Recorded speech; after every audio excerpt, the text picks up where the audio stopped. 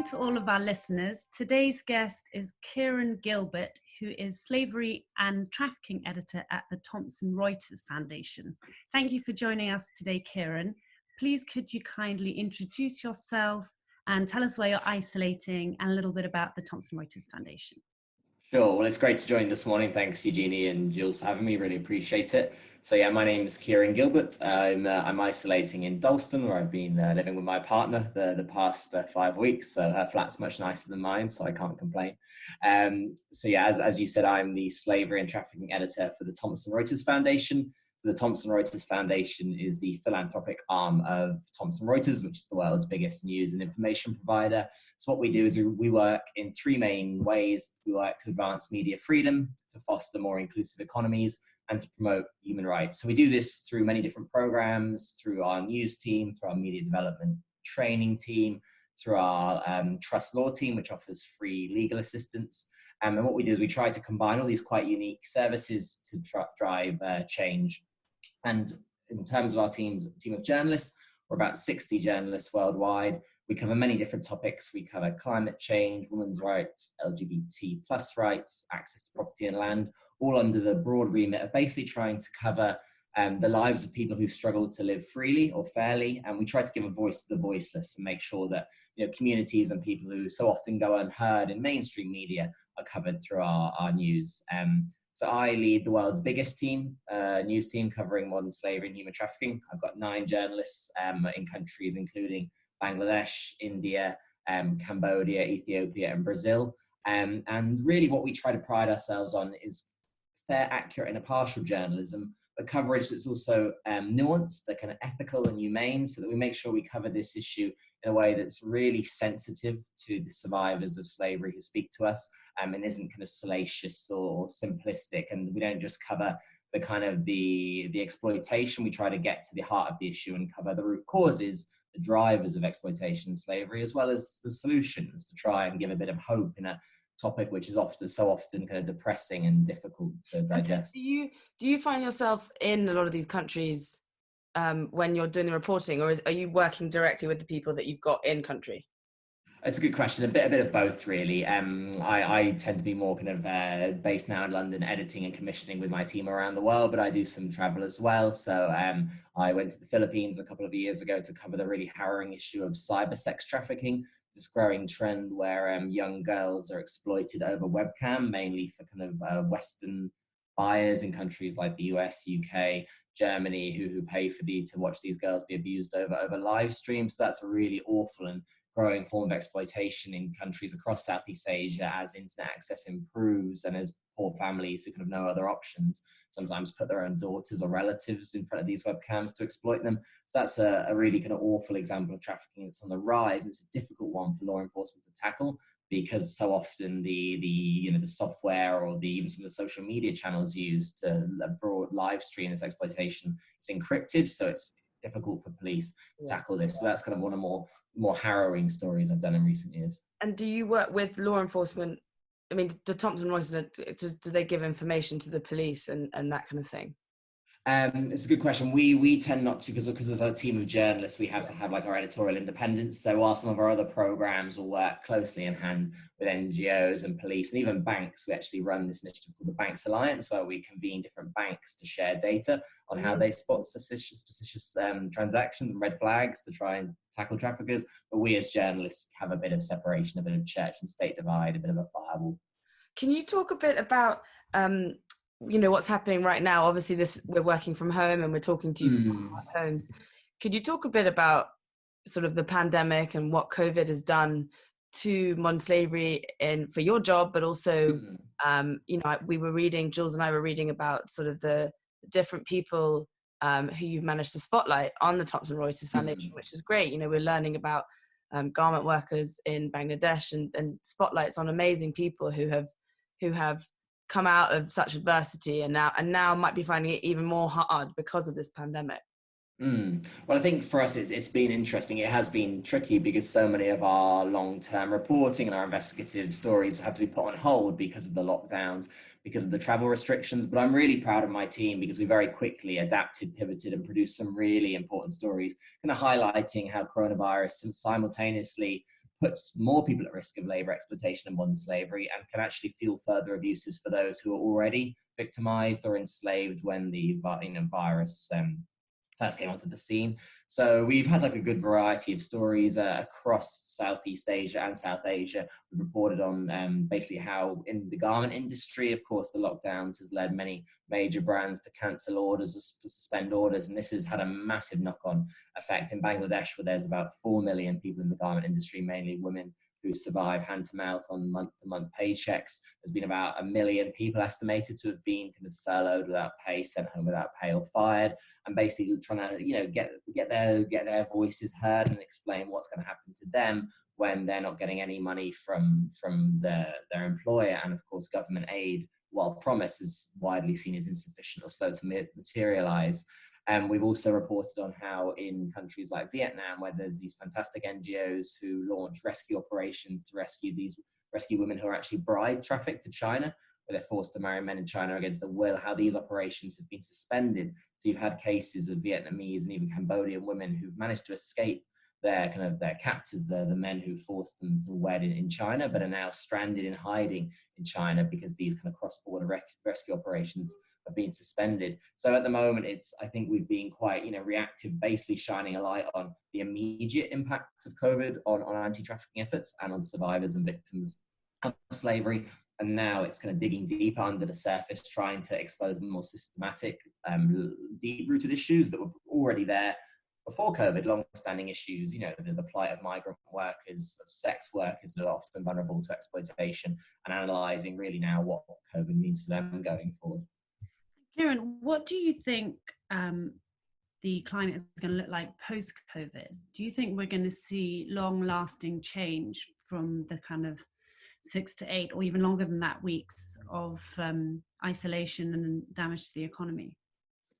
It's funny you asked that, because that's the question I've actually been asking a lot of my contacts in this space, across different sectors in terms of the NGOs that are delivering frontline services and on the ground, whether it's like Unseen, the helpline in the UK, to very small NGOs on the ground in India, Cambodia, Thailand, etc. I've also been asking that of kind of the watchers of the garment industry.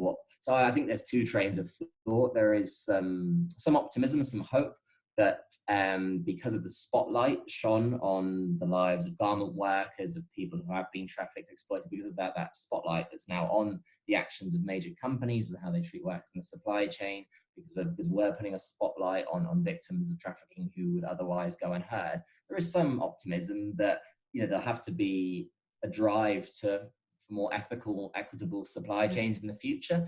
And maybe more focus on those people, who are so often left behind in precarious work. You touched on a really important point, because the work of Thomson Reuters and yourself and your team of journalists is so important, because you guys are giving a voice to people that wouldn't otherwise have one. It's very easy to get bogged down and overwhelmed by the enormity of this problem.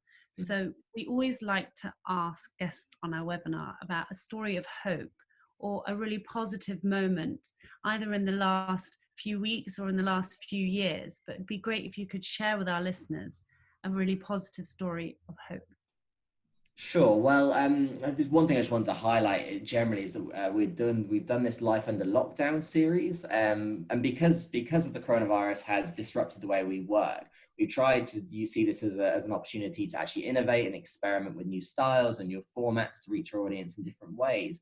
What we, of course, as we know, and I'm sure you two done the same, I definitely have, is, just scrolling through our usual news websites or Twitter feeds, there's so many articles about working from home, how to juggle, family responsibilities with working from home, 7 tricks to kind of concentrate more and be less distracted and have that balance. So people that have an appetite, they want to relate and empathize and feel they're not alone. So what we've tried to do is push our readers a little bit, challenge them, and force them in a way to have a broader perspective by having this series of profiles where we're profiling really kind of unique voices and different people who you wouldn't really think about their life under lockdown.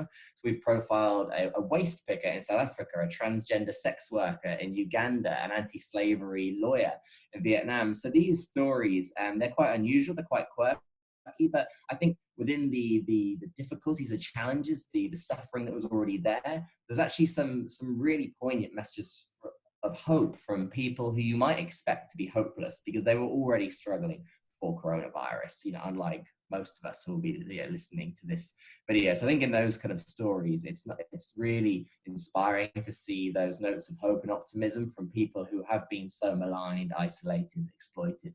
And people can look at all those on the Thomson Reuters Foundation website, can't they?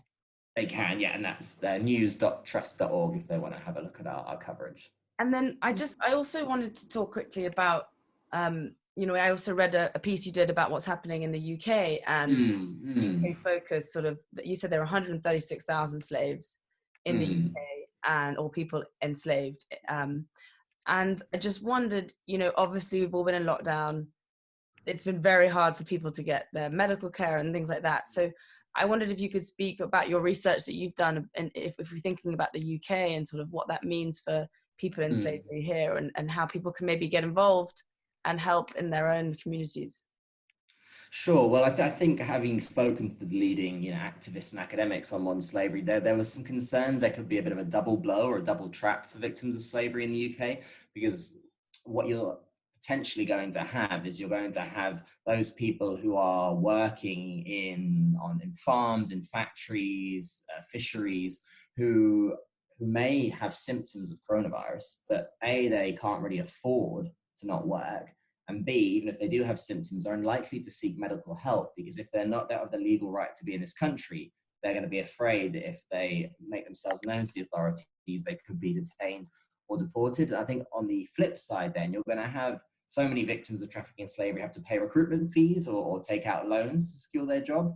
And what you're going to have is you're going to have people who can't work because their workplace is being shut down, because the work has dried up. So the interest on those loans, on those debts, is going to keep rising, but they won't actually have the opportunity to pay it off. So it's a bit perverse and paradoxical, but although they're not working, they're falling deeper and deeper into debt, and therefore their trafficker or their exploiter can kind of use that against them, force them to kind of stay put and stay in a situation of exploitation for longer. So it is a bit of a bleak picture, but there is some hope. I know the Human Trafficking Foundation is a fantastic organization that brings together the NGOs in the UK. They have a rolling blog and update on their website of all the different efforts from different NGOs. I know the Anti-Slavery Commissioner Sarah Thornton is doing research into the different effects. So these NGOs have adapted really quickly, and it was quite heartening. I joined a call a few weeks ago organized by this foundation. There was about 160 people on a Zoom call and managed to keep it down to 2 hours, which was really impressive. But it was great. It was great. So we normally all meet in, in central London. So it's fantastic to see everyone jump on a Zoom. That's so cool.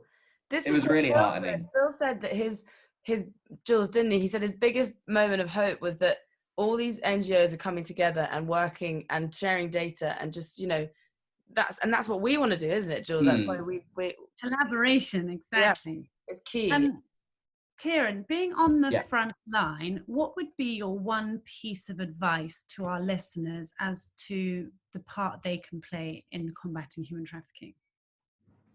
I think really just the best thing we can all do is just try to inform ourselves as much as possible. Human trafficking and modern slavery, until recent years, the narrative used to be so much focused purely on the exploitation, on the horror suffered by the victim, and it was often portrayed as a bit of a kind of cat and mouse game. The story of the police versus the trafficker, and painted solely as a criminal issue. I think the most important thing for a general audience to appreciate is that modern slavery is not purely a criminal issue. It's a societal issue. It's an economic issue. It's a story of people who are vulnerable, who are born into vulnerability, who are born into the wrong caste in India, who are homeless, who are migrants. So I think just as long as if we can try to see modern slavery more holistically and not just as a criminal issue, then that's a really good starting point to kind of see it in a different light. That's great. Well, I mean, for sure, we're gonna push out as much as we can all the amazing stories that you've highlighted today, especially the ones about the different people that you've highlighted on your lockdown spotlight, and we just want to say thank you for joining us. Thank you for joining our webinar. It's been really illuminating for us, and I know that we're going to continue to work together, hopefully, and we're going to push the message out as much as possible and get as many people to change their mindsets and also get involved in different things they can do. So thank you so much for joining us today, Kieran. Thanks both for having me. Pleasure to be on, and a big fan of the work you two are doing.